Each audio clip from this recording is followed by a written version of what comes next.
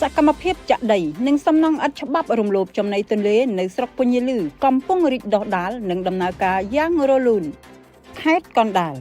ទោះបីមានច្បាប់ការពារក៏ចំណីទន្លេក្នុងភូមិសាស្ត្រស្រុកពញាលឺនៅតែរងការរំលោភបំពានដោយការចាក់ដីនិងសង់សំណង់រឹងមាំកាន់កាប់ដោយខុសច្បាប់ទាំងងងឹលពីសំណាក់អ្នកមានប្រាក់មានអំណាចជាហូហែខណៈដែលអាជ្ញាធរអត់ខ្វល់ប្រជាពលរដ្ឋដែលរស់នៅក្នុងឃុំកំពង់អស់ស្រុកពញាលឺបានលើកឡើងថាការចាក់ដីរំលោភចូលទន្លេនិងបុកគ្រឹះសង់សំណង់រឹងនៅតាមដងទន្លេសាបនេះប្រជាពលរដ្ឋសាមញ្ញដូចជាពួកគាត់ធ្វើទៅមិនរួចទេអ្នកដែលអាចធ្វើបានមានតែអស់លោកដែលមានប្រាក់មានអំណាចទើបអាចធ្វើទៅបានដោយគ្មានការរំខានជាក់ស្ដែងទីតាំងមួយស្ថិតក្នុងភូមិបឹងក្ដុលឃុំកំពង់អស់ដែលគេល្បីថាសង់រមណីយដ្ឋានផងនោះបានចាក់ដីចូលចំណីទន្លេទាំងយប់ទាំងថ្ងៃមកហើយក្រោយមកដោយសារតែបែកធ្លាយដោយសារបណ្ដាញសារព័ត៌មានបានផ្សាយក៏បានបដូររូបភាពពីការដឹកដីចាក់ដោយឡានបដូរទៅបូមពីសាឡង់ឡើងដើម្បីចាក់វិញនិងដំណើរការដោយគ្មានការរំខានឡើយចំណែកមួយទីតាំងទៀតនៅចំណុចជ្រៃអណ្ដែតស្ថិតក្នុងភូមិព្រែកតាព្រំឃុំកំពង់អស់ដែលនោះបាននឹងកំពុងធ្វើសំណង់រឹងមាំយ៉ាងមមាញឹកផងដែរ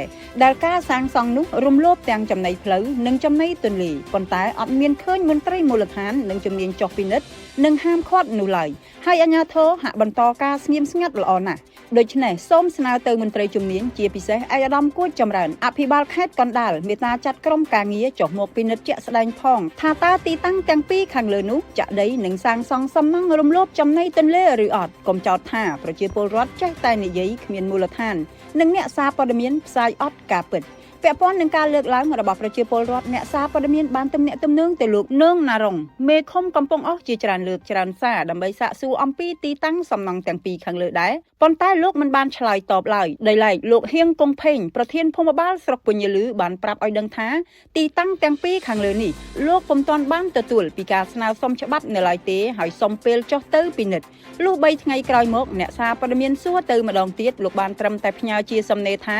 សូមជម្រាបសួរទៅរដ្ឋបាលស្រុកដែលជាប្រធានក្រុមការងារបន្ថែមអ្នកសារព័ត៌មានយើងបានទំនាក់ទំនងទៅលោកថនសវណ្ណាអភិបាលស្រុកពញាលឺតាមប្រព័ន្ធ Telegram ជាច្រើនលើកច្រើនសារដើម្បីសាកសួរអំពីទីតាំងសំណង់អត់ច្បាប់រំលោភចំណីទន្លេទាំងពីរទីតាំងខាងលើដែរប៉ុន្តែលោកពុំបានឆ្លើយតបនោះឡើយហើយអង្គភាពសារព័ត៌មានយើងនឹងរងចាំទទួលការបកស្រាយអំពីគ្រប់ភាគីពាក់ព័ន្ធនៅរៀងរាល់ម៉ោងធ្វើការទៅតាមច្បាប់ស្តីពីរបបអ្នកសារព័ត៌មាននៃព្រះរាជាណាចក្រកម្ពុជា